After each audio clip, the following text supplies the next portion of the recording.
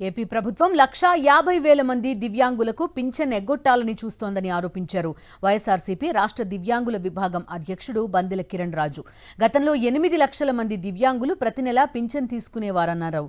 వారిలో 2 లక్షల మందికి ఈ ప్రభుత్వం వైకల్య పునఃపరిశీలన చేసి 1,50,000 మంది పేర్లు మాత్రమే ఆన్లైన్లో పొందుపరిచిందని, మిగిలిన 50,000 మంది పేర్లు హోల్డ్లో ఉంచారన్నారు.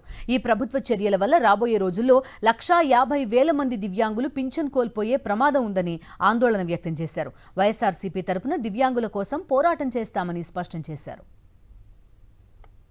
ఇప్పటి వరకు కూడా కూటమి ప్రభుత్వం 2 లక్షల మందికి అనేక ఇబ్బందులు పెడుతూ వారిని భయాందోళన గురిచేస్తూ జిల్లా వైద్య కేంద్రాల చుట్టూ తిప్పుకుంటూ మానసిక వైకల్యం కలిగిన వారిని గాని, మరి నడవలేని వారిని, దోగాడుతూ పాక్కుంటూ వెళ్లే వారిని టెస్టులు నిర్వహించారు.